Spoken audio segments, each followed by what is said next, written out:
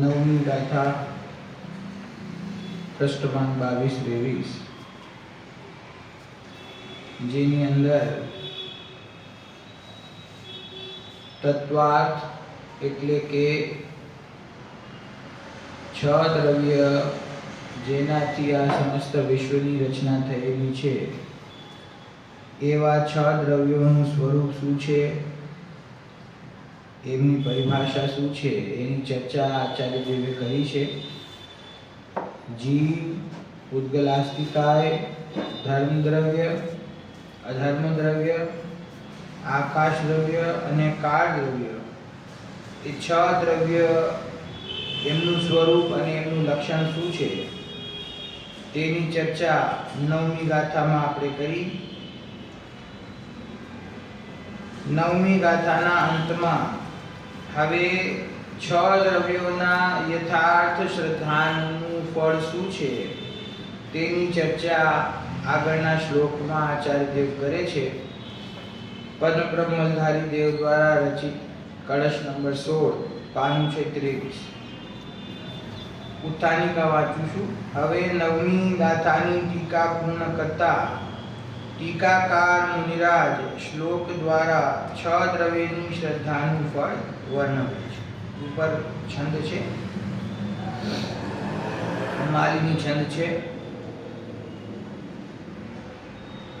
ઇતિ જેન પતિ માર્ગામ બોધિમાત્યાસ્થ રત્નમ ઇતિ જેન પતિ માર્ગામ બોધિમાત્યસ્થં રત્નમ દ્યુતિ પટલ જટાલમ તદ્દિષદ્રવ્યજાતમ દ્યુતિ પટલ જટાલમ તદ્વિષદ્રવ્યજાતમ દ્યુતિ પટલ જટાલમ તદ્દિષદ્રવ્યજાતમ દ્યુતિ પટલ જટાલમ તદ્વિષદ્રવ્યજાતમ હૃદિ સુનિશ્ચિત બુદ્ધિર્ભૂષણાર્થમ વિધત્તે હૃદિ સુનિશ્ચિત બુદ્ધિ ભૂષણાર્થે વિધત્તે હૃદિ સુનિશ્ચિત બુદ્ધિર્ભૂષણાર્થમ વિધત્તે હૃદિ સુનિશ્ચિત બુદ્ધિ ભૂષણાર્થમ વિધત્તે સભવતિ પરમ શ્રી કામિની કામરૂપ સભવતિ પરમ શ્રી કામિની કામરૂપ. જો નીચે શ્લોકાર્થમાં એ રીતે તે ષડદ્રવ્ય રૂપી સદ્રવ્ય સમૂહ રૂપી રત્નને કે જે રત્ન તેજના અંબારને લીધે કિરણોવાળું છે અને જે જીનપતિના માર્ગરૂપી સમુદ્રના મધ્યમાં રહેલું છે, તેને જે તીક્ષ્ણ બુદ્ધિવાળો પુરુષ હૃદયમાં ભૂષણાર્થે અર્થાત શોભા માટે ધારણ કરે છે તે પુરુષ પરમ શ્રી રૂપી કામિનીનો વલ્લભ થાય છે.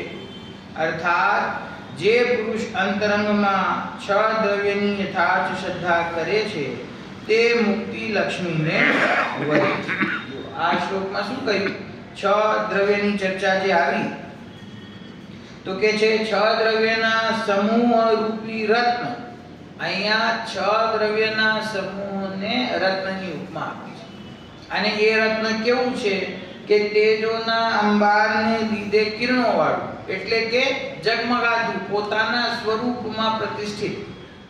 મેં પહેલા જ કહ્યું કે ટીકાકાર આચાર્ય દેવની ભાષા છે ને કવિત્વ શૈલીવાળી છે. એમને અધ્યાત્મની સાથે સાથે કાવ્યનો એટલો એમનો રસ છે ને, એટલે એમની ભાષાની સુંદરતા એવી છે કે ષટ દ્રવ્ય રૂપી રત્ન કે જે રત્ન કિરણોના તેજના અંબારને લીધે કિરણોવાળું છે અને જે જીનપતિના માર્ગ રૂપી સમુદ્રના મધ્યમાં રહેલું છે. સમજી ગયા? જીનપતિના માર્ગ એટલે કે મોક્ષ માર્ગમાં મધ્યમાં રહેલું છે, એટલે કે જેના યથાર્થ જ્ઞાન અને શ્રદ્ધાન વગર નિર્ણય જીવનો બરાબર થતો નથી. સમજી ગયા?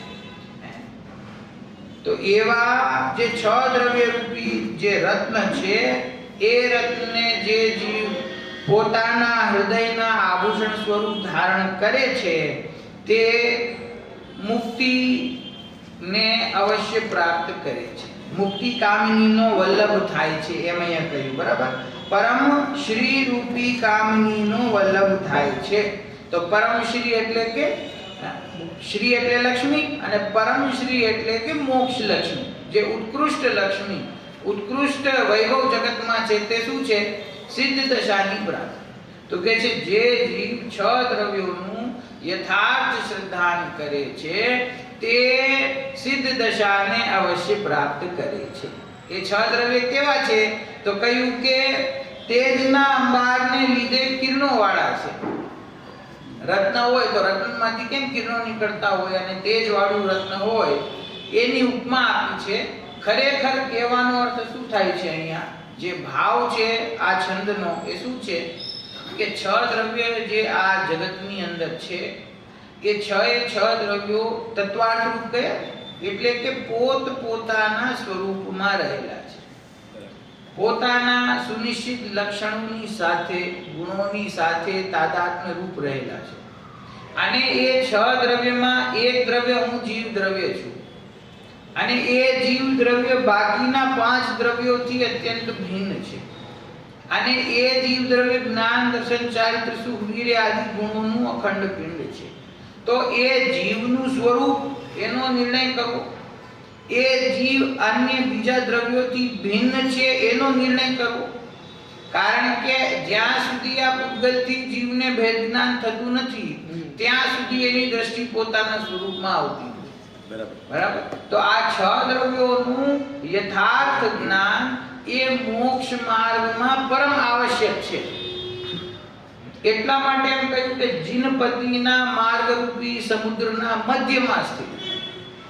એનો અર્થ એમ થયો કે જે મોક્ષ માર્ગ છે એ મોક્ષ માર્ગમાં આ છ દ્રવ્યોનું જ્ઞાન, એના સ્વરૂપનું ચિંતવન, એનાથી જીવ દ્રવ્ય કઈ રીતે ભિન્ન છે એનું ભેદ જ્ઞાન, એ જેને પ્રાપ્ત થાય છે એ જ જીવ આગળ જઈને મોક્ષની પ્રાપ્તિ કરે છે. બરાબર? તો છ દ્રવ્યનું યથાર્થ જ્ઞાન અને શ્રદ્ધા એને હૃદયમાં ભૂષણની જેમ, આભૂષણની જેમ શોભા માટે જે ધારણ કરે છે, એટલે કે યથાર્થ નિર્ણય કરે છે, એ જીવ પરમ શ્રી રૂપી કામિનીનો વલ્લભ થાય છે. એટલે કે સિદ્ધ દશાને મોક્ષ લક્ષ્મીને વરે છે. બરાબર? સરળ શ્લોક છે, બહુ એમાં કઈ વિસ્તાર એવો છે નહીં. ષટ દ્રવ્ય રૂપી સમૂહ જે છે એને અહીંયા રત્ન કહ્યું. બસ એટલી ઉપમા આપી છે. છ દ્રવ્યને રત્નની ઉપમા આપી છે અને સમુદ્ર મધ્યે સ્થિત છે એમ કહ્યું. પણ કયું સમુદ્ર? આ સંસાર સમુદ્રની વાત નથી. જીનપતિના માર્ગ રૂપી સમુદ્ર.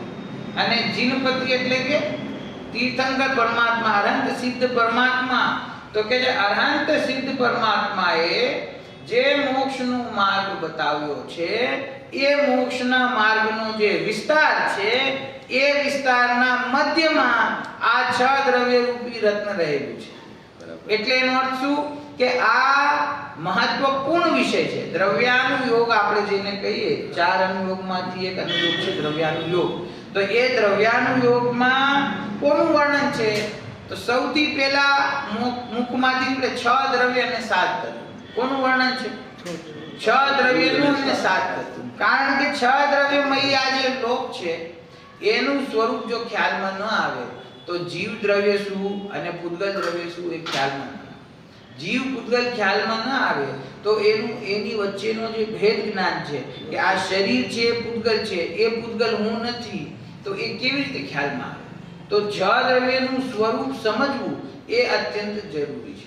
એના જ્ઞાન અને શ્રદ્ધાન વગર જીવને પોતાના સ્વરૂપનો સાચો નિર્ણય થતો નથી, અને સાચા નિર્ણય વગર મોક્ષની પ્રાપ્તિ, સમ્યક દર્શનની પ્રાપ્તિ ન થાય તો મોક્ષની પ્રાપ્તિ કઈ રીતે થાય? માટે એ મોક્ષ માર્ગના મધ્યમાં સ્થિત રત્ન છે.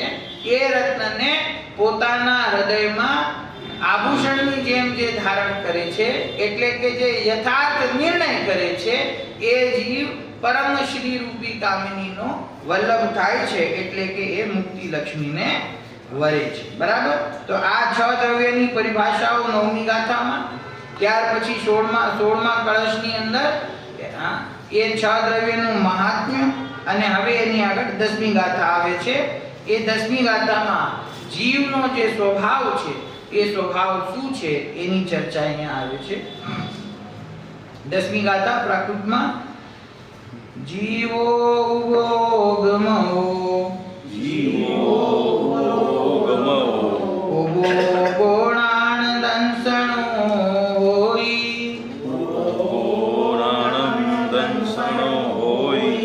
નાણુવો ગોધુવ્યો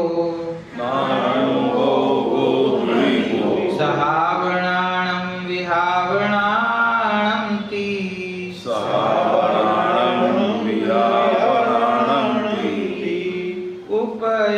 ઉપયોગમય છે જીવને ઉપયોગ દર્શન જ્ઞાન છે જ્ઞાનોપયોગ સ્વભાવ તેમ વિભાવ રૂપ દ્વિવિધ છે. જીવનું લક્ષણ શું છે? ઉપયોગ. જીવનું લક્ષણ શું? ઉપયોગ. અને ઉપયોગ છે એ ઉપયોગ એટલે શું? કે ઉપયોગ એટલે કે ઉપયોગ શબ્દના ઘણા અર્થો થઈ શકે, પણ અહીંયા આપણા અધ્યાત્મના પ્રકરણમાં ઉપયોગનો અર્થ શું કરવામાં આવ્યો છે? આગમના પ્રકરણમાં ઉપયોગનો અર્થ એટલે જ્ઞાન ઉપયોગ અને દર્શન ઉપયોગ. જ્ઞાન અને દર્શન જે જીવના સ્વભાવ છે એ બંને મળીને એને ઉપયોગ કહેવામાં આવે છે, અથવા બંને મળીને એને ચૈતન્ય કહેવામાં આવે છે. જે ચેતનતા છે ને એ ચેતનતા એટલે શું? જ્ઞાન અને દર્શન. અને જ્ઞાન દર્શન કયા? ઉપયોગ. ઉપયોગ એટલે શું? જેનું પ્રત્યેક સમયે વ્યાપાર થઈ રહ્યો છે, એટલે કે જેનું પ્રત્યેક સમયે કાર્ય ચાલુ છે, જે જાણવાનું કાર્ય કરી રહ્યા છે, એનું નામ જ્ઞાનોપયોગ અને દર્શનોપયોગ. સમજી ગયા? સાકાર અને નિરાકાર. દર્શન છે એ કેવું છે? એ નિરાકાર પ્રતિભાસ છે, અને સાકાર પ્રતિભાસ એટલે કે જ્ઞાનોપયોગ. સમજી ગયા? તો વસ્તુનો આકાર રહિત સત્તા માત્રનું જ્ઞાન, શબ્દ પણ એવા છે, જ્ઞાન નો કહેવાય, સત્તા માત્રનું અવભાષણ, એનું નામ દર્શનોપયોગ. અને એમાં આકાર સહિત ભેદ સહિત વસ્તુનું અવભાષણ, એનું નામ જ્ઞાનોપયોગ. એવો જ્ઞાનોપયોગ અને દર્શનોપયોગ એ જીવનો નિરંતર ચાલુ છે, નિરંતર વેપાર ચાલુ છે, જેનાથી જીવ સ્વયંને અને સમસ્ત વિશ્વને જાણી રહ્યો છે. બરાબર? તો એ જીવનું લક્ષણ છે. ઉપયોગમય છે જીવ ને ઉપયોગ દર્શન જ્ઞાન છે. હવે એમાંથી ભેદ કરે છે. પહેલું જે જ્ઞાનોપયોગ છે એ જ્ઞાનોપયોગ સ્વભાવ તેમ વિભાવ રૂપ દ્વિવિધ છે. એ જ્ઞાનોપયોગ બે પ્રકારનું છે. એક તો સ્વભાવ જ્ઞાનોપયોગ અને એક વિભાવ જ્ઞાન. બરાબર. અત્યારે આ ચર્ચા બધી આ પ્રમાણથી આવી રહી છે. એ જ્ઞાનાદિ ગુણોનું સ્વરૂપ કેવું છે, છ દ્રવ્યની વાત આવી, છ દ્રવ્યના ગુણોની અહીંયા વાત થઈ રહી છે. તો એમાં જે જીવ છે એ જીવનું લક્ષણ શું અને કઈ રીતે એના ભેદો છે એની ચર્ચા અહીંયા છે. જીવ ઉપયોગમય છે. ઉપયોગ જ્ઞાન અને દર્શન છે. જ્ઞાનોપયોગ બે પ્રકારનો છે, સ્વભાવ જ્ઞાન અને વિભાવ જ્ઞાન. હવે આપણને થાય વિચાર કે વિભાવ જ્ઞાન એટલે શું? હમણાં કહીશ. ટીકા અહીં આ ગાથામાં ઉપયોગનું લક્ષણ કહ્યું છે. આત્માનું ચૈતન્ય અનુવર્તી, ચૈતન્યને અનુસરીને વર્તનારો પરિણામ તે ઉપયોગ છે. ઉપયોગ એટલે શું? તો કે છે કે પહેલી વાત આત્માના ચૈતન્ય અનુવર્તી પરિણામ છે. ચૈતન્ય અનુવર્તી એટલે શું? કે આત્માની જે ચૈતન્ય શક્તિ છે, જ્ઞાન દર્શન છે. હવે સમજો, જ્ઞાન દર્શન રૂપ ત્રિકાળ ગુણ છે એ ચૈતન્ય છે અને એનું અનુવિધાયી પરિણામ એટલે કે ગુણોને અનુસરીને પ્રત્યેક સમયે પ્રગટ થતી જે પરિણતિ છે એનું નામ ઉપયોગ છે. તો જે ચૈતન્ય અનુવર્તી, ચૈતન્યને અનુસરીને વર્તનારો પરિણામ તે ઉપયોગ છે. ઉપયોગ ધર્મ છે. શું કહ્યું? ઉપયોગ ધર્મ છે. જીવ ધર્મી છે, જીવ એનો સ્વામી છે, ઉપયોગ એનો ગુણ છે. બરાબર. ઉપયોગ ધર્મ છે, જીવ ધર્મી છે. દીપક અને પ્રકાશના જેવો એમનો સંબંધ છે. આ ઉદાહરણ આપી દીધું કે દીપક અને દીપકનું પ્રકાશ. આ ભેદ અપેક્ષાએ જુઓ તો કાંઈ ભેદ છે નહીં, પ્રકાશ અને દીપક એક જ છે. અને ભેદ કરીને જોઈએ તો દીપક છે એ દીપક છે ધર્મી છે અને પ્રકાશ એનું ધર્મ છે. બરાબર. દીપક અને પ્રકાશના જેવો એમનો સંબંધ છે. જ્ઞાન અને દર્શનના ભેદથી આ ઉપયોગ બે પ્રકારનો છે. અર્થાત ઉપયોગના બે પ્રકાર છે, જ્ઞાનોપયોગ અને દર્શનોપયોગ. સમજી ગયા? જ્ઞાન ગુણ અને એ ગુણની પ્રત્યેક સમયે પ્રગટ થતી પરિણતિ એનું નામ જ્ઞાનોપયોગ. દર્શન ગુણ અને એની પ્રત્યેક સમયે પ્રગટ થતી પરિણતિ એનું નામ દર્શનોપયોગ. તો જીવનો સ્વભાવ જ્ઞાન અને દર્શન છે એમ જ્યારે કહેવામાં આવે ત્યારે દર્શન શબ્દમાં બે અર્થ ઊભા થઈ જાય છે.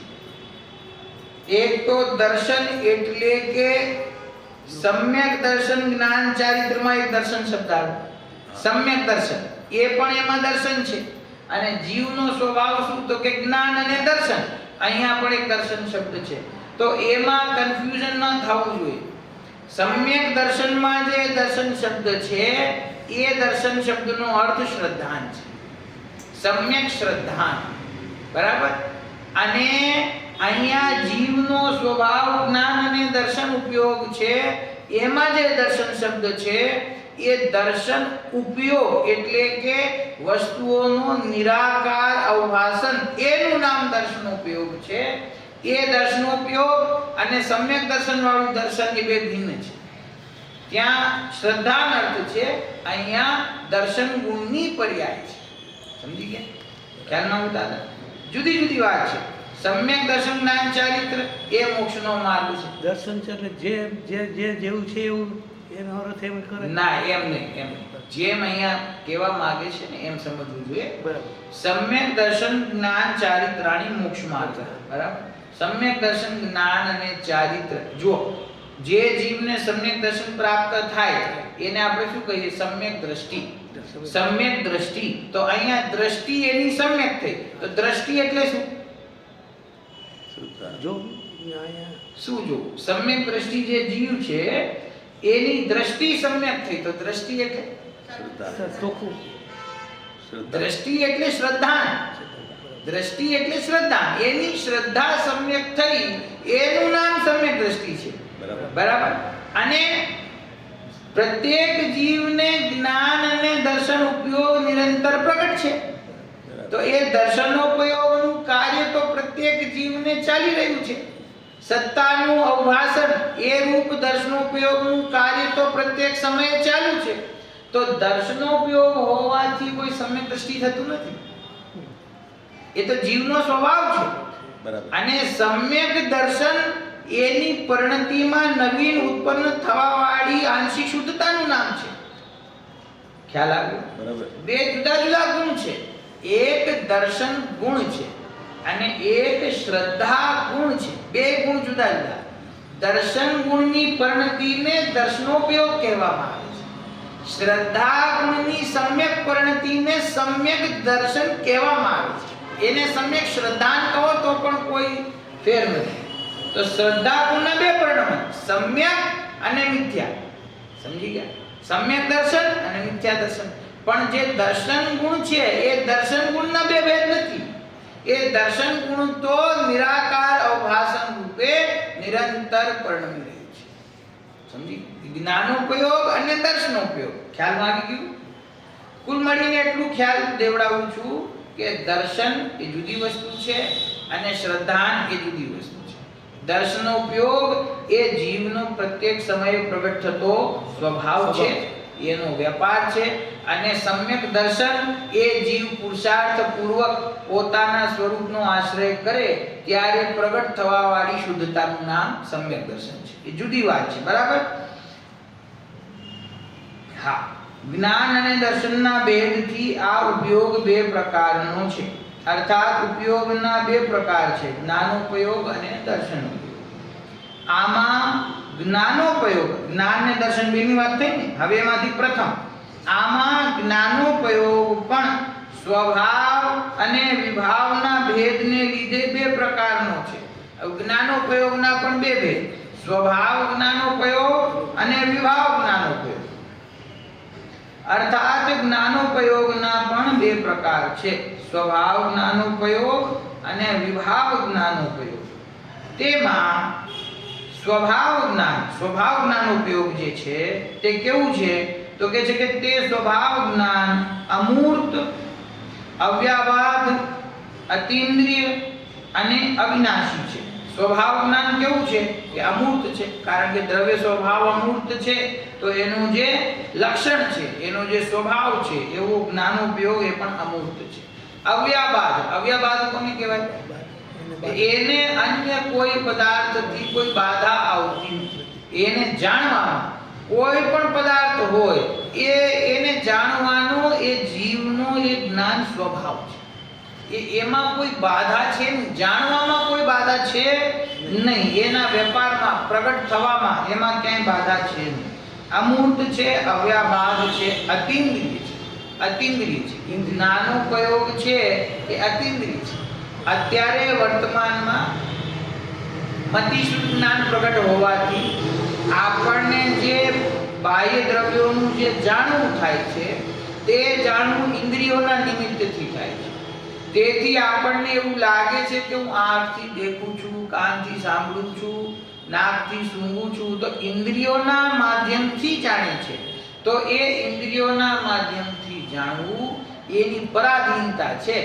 એ વર્તમાનમાં પ્રાપ્ત થયેલું આ શરીર, ઇન્દ્રિયો, નામ કર્મનો ઉદય એના નિમિત્તે થતી આ પરાધીન અવસ્થા છે. પરંતુ જીવનો સ્વભાવ પરાધીન થઈને જાણવું નથી. જીવ સ્વયં સ્વાધીન છે અને અતીન્દ્રિય છે. એ ઇન્દ્રિયો વગર એમાં જાણવાની તાકાત છે. કારણ કે સિદ્ધ પરમાત્માને તો એક ઇન્દ્રિય નથી, તો એક પણ ઇન્દ્રિય નથી, છતાં પણ લોકાલોકને જાણે છે ને. આગળ આવી કે આખું લોકાલોક કમળની જેમ કમળમાં ભ્રમર સમાઈ જાય છે, એમ આખું લોકાલોક જેમના જ્ઞાનમાં સમાઈ જાય છે. તો ઇન્દ્રિયો તો એક પણ નથી, છતાં પણ જાણે છે ને. તો એનો અર્થ શું થયો? એનું જે જ્ઞાન છે એ જ્ઞાન અતીન્દ્રિય જ્ઞાન છે. અને ભગવાનને જે પ્રગટ થયું એ પ્રત્યેક જીવનો સ્વભાવ છે. પ્રગટ ક્યાંથી થાય? સ્વભાવમાંથી પ્રગટ થાય. તો પોતાનું જે સ્વાભાવિક જ્ઞાન છે, સ્વાભાવિક જ્ઞાનોપયોગ છે તે અતીન્દ્રિય છે. અને અવિનાશી છે. એનો કોઈ દિવસ નાશ થતો કોઈ પણ ગતિમાં જીવ હોય, ગમે ત્યાં ચાર ગતિમાં હોય, નિબોધ અવસ્થામાં હોય કે સિદ્ધ દશામાં હોય, એના જ્ઞાનોપયોગનો ક્યારે નાશ થતો નથી. હવે તે જ્ઞાનોપયોગ જે છે એ જ્ઞાનોપયોગ તે પણ કાર્ય અને કારણ રૂપે બે પ્રકારનું છે. આ પેટા ભેદ કરતા જાય છે. જીવનું લક્ષણ શું? ઉપયોગ. ઉપયોગના બે ભેદ, જ્ઞાનોપયોગ અને દર્શનોપયોગ. જ્ઞાનોપયોગના બે ભેદ, સ્વભાવ જ્ઞાનોપયોગ અને વિભાવ જ્ઞાનોપયોગ. સ્વભાવ જ્ઞાનોપયોગના બે ભેદ, કારણ સ્વભાવ જ્ઞાનોપયોગ અને કાર્ય સ્વભાવ જ્ઞાન. ખ્યાલમાં આવ્યું? તે પણ કાર્ય અને કારણ રૂપે બે પ્રકારનું છે. અર્થાત સ્વભાવ જ્ઞાન પણ બે પ્રકારના છે, કાર્ય સ્વભાવ જ્ઞાન અને કારણ સ્વભાવ જ્ઞાન. અને કાર્ય તો સકળ વિમળ એટલે કે સર્વથા નિર્મળ કેવળ જ્ઞાન છે. કાર્ય સ્વાભાવિક જ્ઞાનોપયોગી કયું છે? તો કે છે એ તો કેવળ જ્ઞાન છે ને, જ્યાં પૂર્ણ શુદ્ધતા પ્રગટ થઈ. એ પૂર્ણ શુદ્ધતા રૂપ જે જ્ઞાન છે એ કયું જ્ઞાન છે? કાર્ય સ્વાભાવિક જ્ઞાનોપયોગ. કાર્ય થઈ ગયું, કેવળ જ્ઞાન પ્રગટ થયું, સમ્યક દર્શન જ્ઞાન ચારિત્ર પૂર્વક પૂર્ણ શુદ્ધતા પ્રગટ થઈ. તો એ કયું જ્ઞાન છે? તો કે કાર્ય. આ તો નિયમ કારણ શુદ્ધ જીવ અને કાર્ય શુદ્ધ જીવ આપણે સમજ્યા ને, એ કાર્ય શુદ્ધની વાત છે કે કાર્ય શુદ્ધ જ્ઞાનોપયોગ એટલે કયું જ્ઞાન? કેવળ જ્ઞાન. અઘરું પડે છે? બે જ્ઞાન થયા, એક કારણ જ્ઞાન અને એક કાર્ય જ્ઞાન. એની પહેલાની ગાથાને યાદ કરો. આપણે સમજ્યા એક કારણ શુદ્ધ જીવ અને કાર્ય શુદ્ધ જીવ. કાર્ય શુદ્ધ જીવ એટલે શું? કે જે પૂર્ણ શુદ્ધતા રૂપે પરિણમી ગયા છે, અનંત અને સિદ્ધ પરમાત્મા, એને શું કહેવાય? કાર્ય શુદ્ધ. અને એ કાર્ય શુદ્ધતાને પ્રગટ કરવાનો ઉપાય શું છે? કારણ. તો એ કોણ છે? તો જે મારો સ્વભાવ છે એ કારણ શુદ્ધ જીવ છે. એનો જે જીવ આશ્રય લે છે, એની પરિણતિમાં પૂર્ણ શુદ્ધતા પ્રગટ થઈ, તો એ જીવને શું કહેવાય? કાર્ય શુદ્ધ જીવ. બરાબર?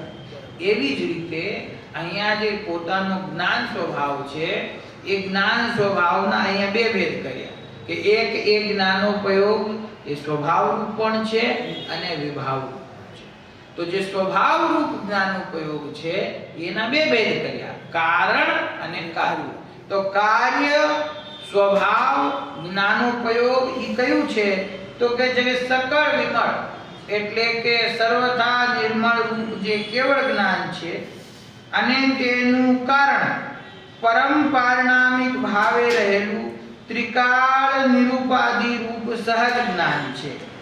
કે આ પેલા વિભાવની વાત પછી કરશું. આ સ્વભાવની બે ભેદ થયા, એક કાર્ય સ્વભાવ જ્ઞાન અને એક કારણ સ્વભાવ જ્ઞાન. કાર્ય સ્વભાવ એટલે કે કેવળ જ્ઞાન અને કારણ સ્વભાવ એટલે શું કહ્યું? કે જે પરમ પારણામિક ભાવે રહેલું ત્રિકાળ નિરૂપાદી રૂપ સહજ જ્ઞાન છે. કેવું છે તે જ્ઞાન?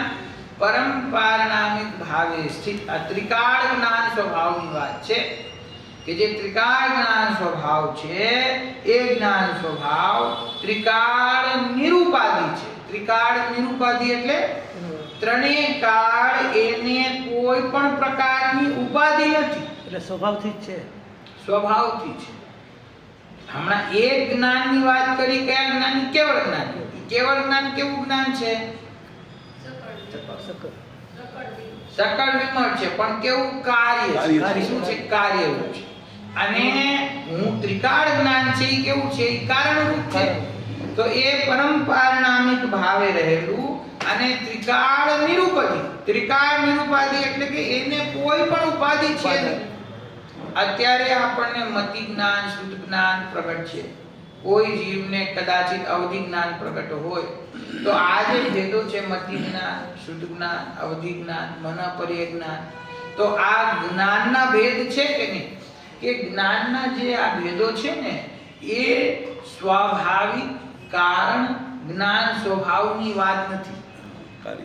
કારણ કે જે કારણ રૂપ સ્વભાવરૂપ પરમ પારણામિક ભાવરૂપ રહેલું જ્ઞાન છે, એમાં મતિ શ્રુત અવધિ મન પર્યાય કેવળ જ્ઞાન એવી ઉપાધિ એમાં છે નહીં.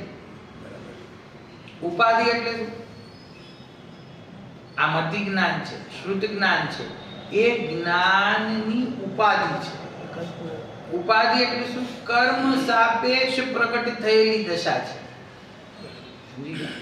અવધિ જ્ઞાન મનોપર્ય જ્ઞાન પણ ઉપાધિ છે, કેમ કે કર્મ સાપેક્ષતાથી પ્રગટ થયેલી જ્ઞાન ઉપયોગની દશા છે. નવું જે થયું એમ થયું. નવુંની વાત નથી, એ તો મતિશુદ્ધ જ્ઞાન તો જીવના અનાદિ કાળે અનાદિથી હોવા છતાં પણ એને કર્મ સાપેક્ષ દશા છે.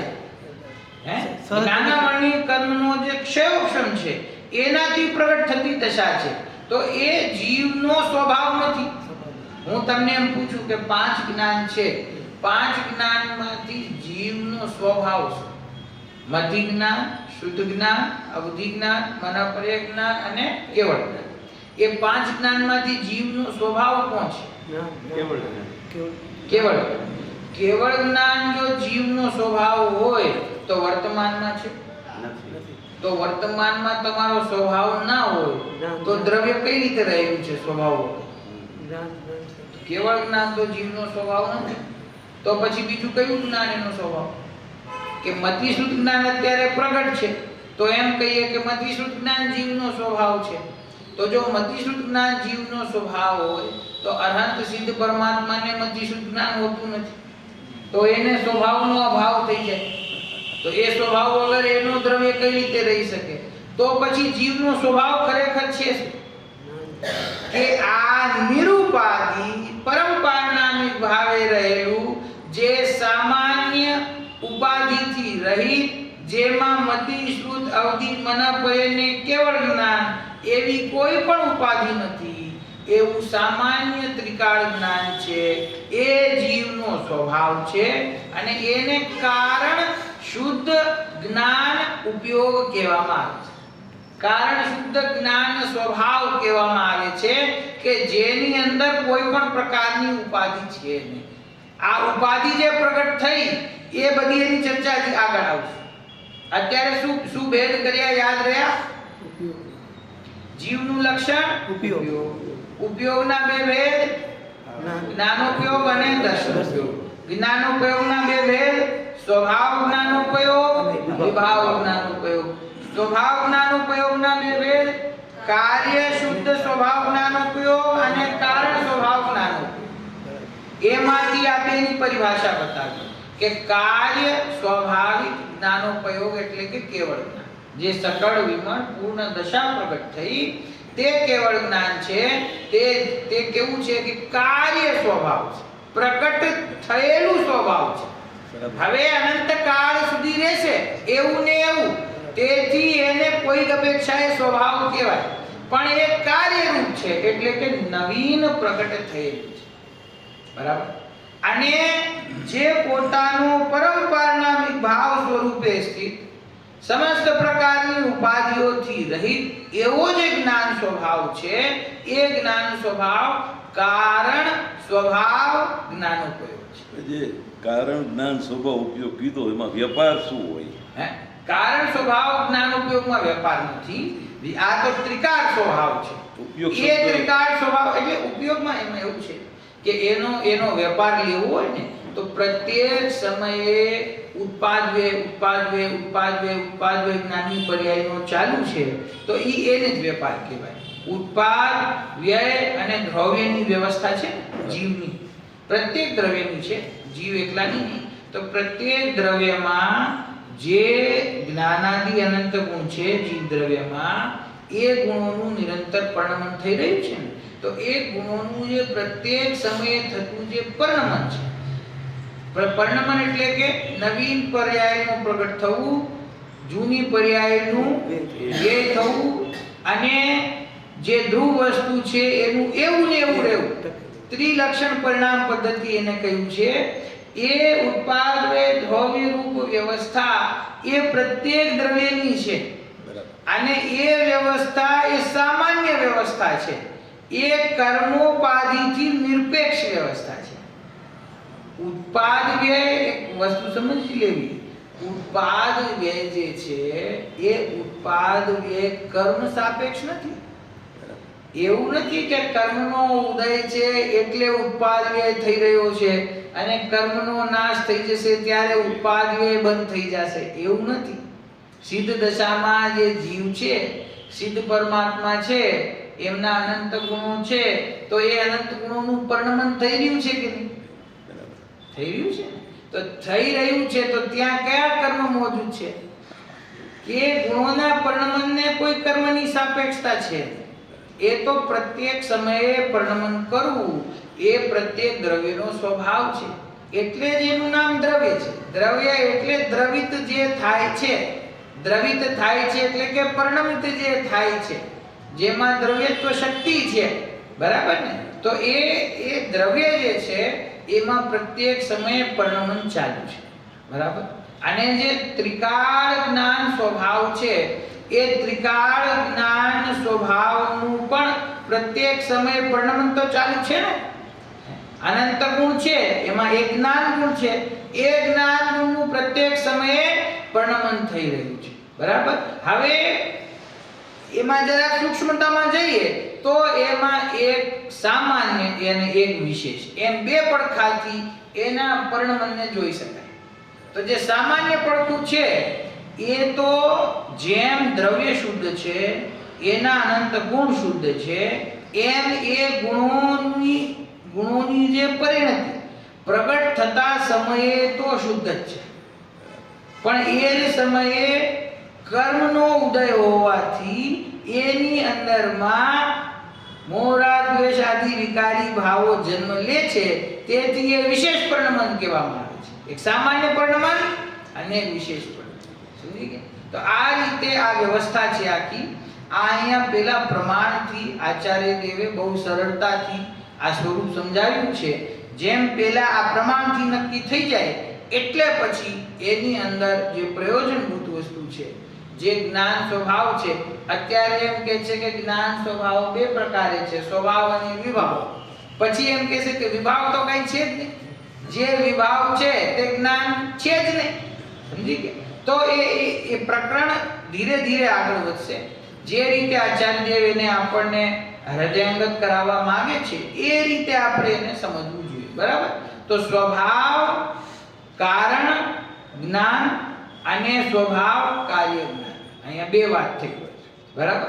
ફરીથી જ્ઞાનોપયોગ બે પ્રકારનો, સ્વભાવ જ્ઞાનોપયોગ અને વિભાવ. સ્વભાવ જ્ઞાનોપયોગ બે પ્રકારનો, કારણ સ્વભાવ જ્ઞાનોપયોગ અને કાર્ય સ્વભાવ જ્ઞાન. કારણ સ્વભાવ એટલે શું? પરંપરાના વિભાવે રહેલું, સર્વ પ્રકારની ઉપાધિથી રહિત નિરુપાધિ જે છે તેનું નામ કારણ સ્વભાવ જ્ઞાન. અને એના આશ્રયે પોતાના સ્વભાવના આશ્રયે પુરુષાર્થ કરતા જે કેવળ જ્ઞાન પ્રગટ થાય છે એ કેવળ જ્ઞાનને શું કહ્યું? કાર્ય સ્વભાવ જ્ઞાન, બરાબર. કેવળ વિભાવ રૂપ જ્ઞાનો ત્રણ છે. એક સ્વભાવ જ્ઞાનોપયોગ હતો ને, અને એના પછી બીજું કયું હતું? વિભાવ જ્ઞાનોપયોગ. સ્વભાવની તો વાત થઈ, બે ભેદ કર્યા. સ્વભાવ પછી હવે કે છે વિભાવ જ્ઞાનોપયોગ છે. એ શું છે? તો કે છે કે કેવળ વિભાવ રૂપ જ્ઞાનો ત્રણ છે. કેવળ માત્ર વિભાવ રૂપ છે. એ કયા ત્રણ જ્ઞાન છે? તો કે કુમતિ જ્ઞાન, કુશ્રુત જ્ઞાન અને વિભંગ એટલે કે કુઅવધિ જ્ઞાન. વિભંગ અવધિ કહેવાય ને, કુઅવધિ જ્ઞાન. કુમતિ, કુશ્રુત અને વિભંગ અથવા કુઅવધિ જ્ઞાન એ ત્રણેય માત્ર કેવળ વિભાવ રૂપ જ્ઞાન છે. સ્વભાવ જ્ઞાનોપયોગની વાત કરી, પછી આ વિભાવ જ્ઞાનોપયોગ. વિભાવ જ્ઞાનોપયોગમાં પણ હમણાં ભેદ કરશે. આ કેવળ શબ્દ અહીંયા મૂક્યો છે, કેવળ વિભાવ જ્ઞાન છે એટલે આ માત્ર વિભાવ જ્ઞાન છે. વિભાવ જ્ઞાનોપયોગ છે ને, તો એમાંથી જે માત્ર વિભાવ રૂપ છે, વિકાર રૂપ છે, મિથ્યા છે, એવા ત્રણ જ્ઞાનો છે: કુમતિ, કુશ્રુત અને વિભંગ. આ ઉપયોગના ભેદરૂપ જ્ઞાનના ભેદો હવે કહેવામાં આવતા બે સૂત્રો દ્વારા એટલે કે 11મી અને 12મી ગાથા દ્વારા જાણવા. આ જે ભેદ હવે બાકી રહી ગયા ઉપયોગના, એની ચર્ચા આગળ 11મી અને 12મી ગાથામાં આવશે. ત્યાંથી જાણવા હવે આનો ભાવાર્થ છે એ વાંચવા જેવો છે, જેનાથી આ વધારે સ્પષ્ટતા થઈ જશે. ભાવા ચૈતન્યનું વિધાયી પરિણામ તે ઉપયોગ છે. જે ચૈતન્યનું અનુસરણ કરે છે એને ચૈતન્યનું વિધાયી કહેવામાં આવે. એ ચૈતન્યનું વિધાયી પરિણામ તે ઉપયોગ છે. ઉપયોગ બે પ્રકારનો છે, જ્ઞાનોપયોગ અને દર્શનોપયોગ. જ્ઞાનોપયોગના પણ બે પ્રકાર છે, સ્વભાવ જ્ઞાનોપયોગ અને વિભાવ જ્ઞાનોપયોગ. પછી સ્વભાવ જ્ઞાનોપયોગ પણ બે પ્રકારનો છે, કાર્ય સ્વભાવ જ્ઞાનોપયોગ અર્થાત કેવળ જ્ઞાનોપયોગ અને કારણ સ્વભાવ જ્ઞાનોપયોગ અર્થાત સહજ જ્ઞાનોપયોગ. બરાબર, આ સ્વભાવની વાત થઈ. હવે વિભાવની. વિભાવ જ્ઞાનોપયોગ પણ બે પ્રકારનો છે. જો આ જે ભેદ અહીંયા બતાવ્યું છે ને એ આગળ 11મી 12મી ગાથામાં આવશે, પણ કન્ફ્યુઝન ના રહી જાય એટલે અહીંયા 10મી ગાથાની ટીકામાં અને ભાવાર્થમાં જેનો ખુલાસો કરી દીધો છે. વિભાવ જ્ઞાનોપયોગ પણ બે પ્રકારનો છે. ટીકામાં આવ્યું વિભાવ જ્ઞાન ત્રણ પ્રકારના છે, કુમતિ, કુશ્રુત અને વિભંગવતી. પણ જે વિભાવ જ્ઞાનોપયોગ છે ને, પહેલા એના બે ભેદ કર્યા.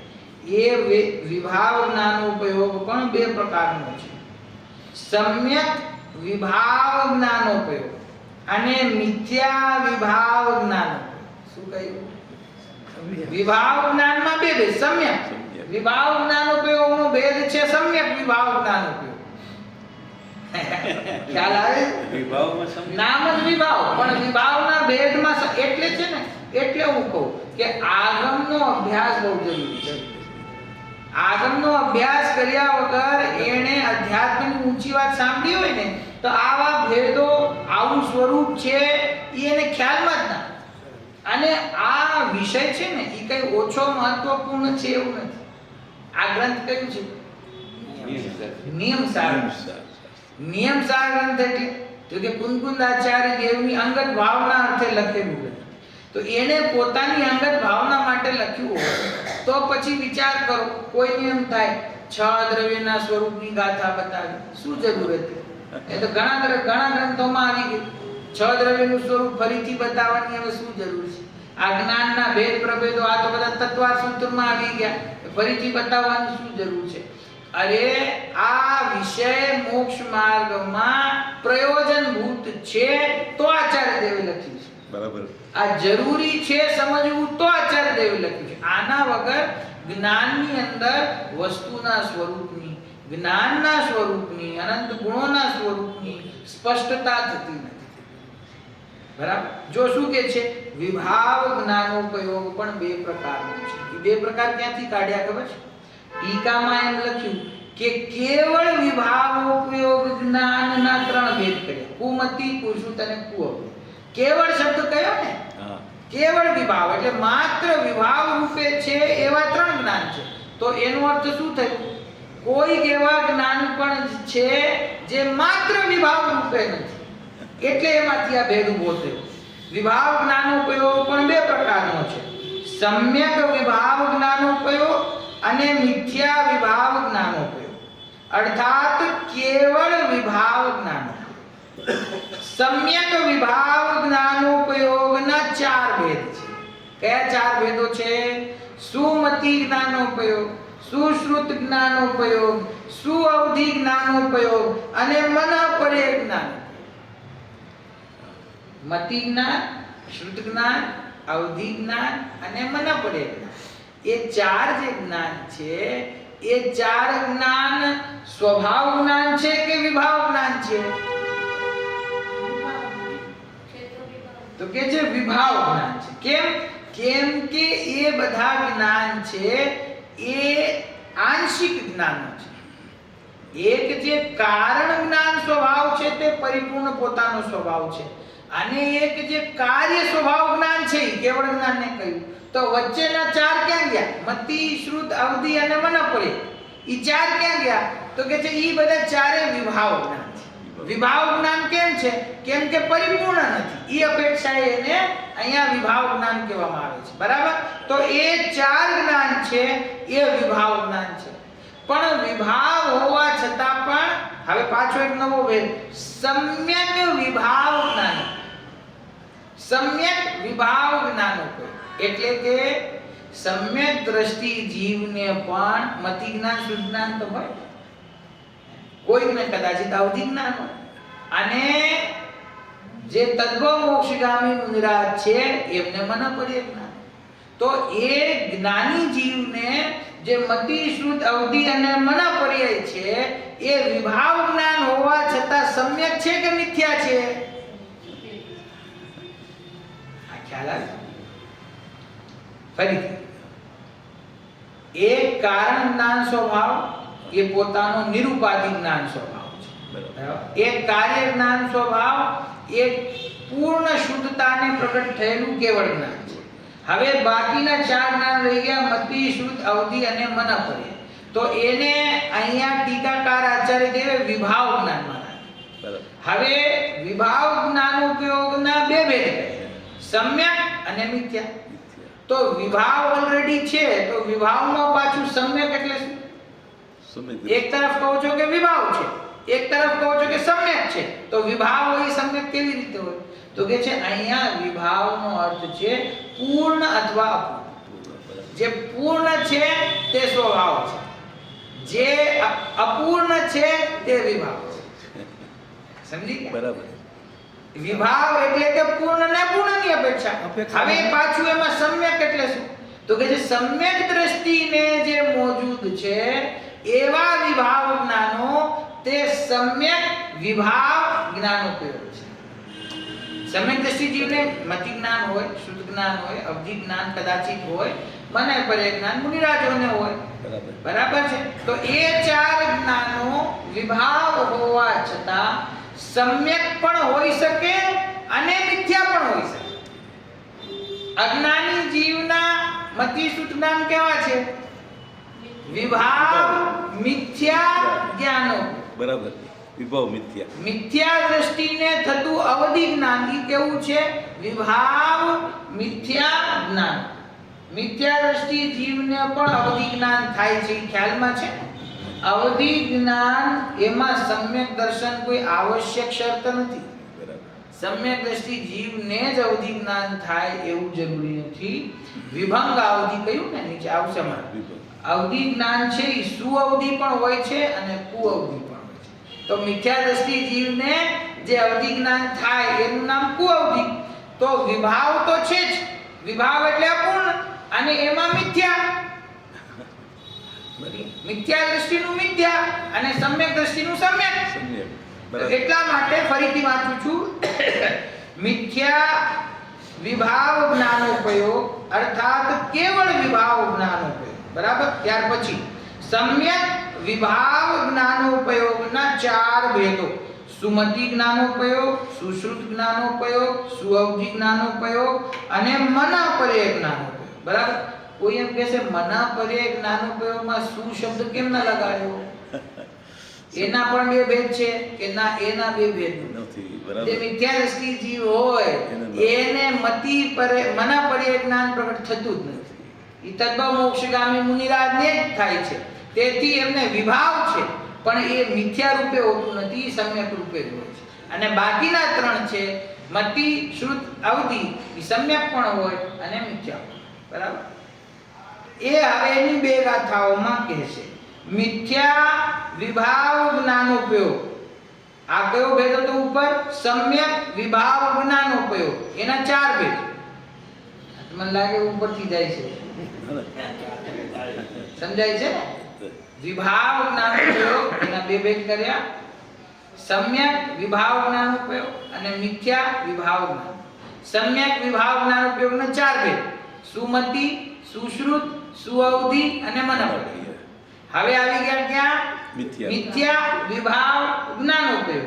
એના કયા ભેદ? મિથ્યા એટલે જે સર્વથા વિભાવ પણ છે અને મિથ્યા પણ છે એમ એવા કેવળ વિભાવ જ્ઞાનોપયોગના ત્રણ ભેદો છે: કુમતિ જ્ઞાનોપયોગ, કુશ્રુત જ્ઞાનોપયોગ અને વિભંગ જ્ઞાનોપયોગ અર્થાત કુઅવધિ જ્ઞાનોપયોગ. તો આ રીતે જ્ઞાનના સામાન્ય રીતે 8 ભેદોની ચર્ચા બધી જગ્યાએ આવે છે.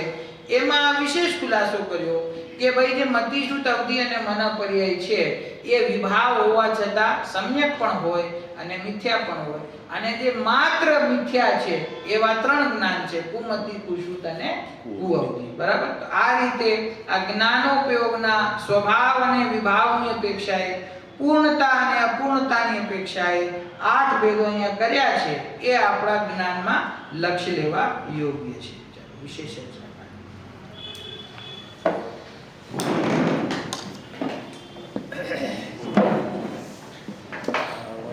વિવેકાન સે સુજેલો કાલો સોવાણી મસ્તક નમો સદા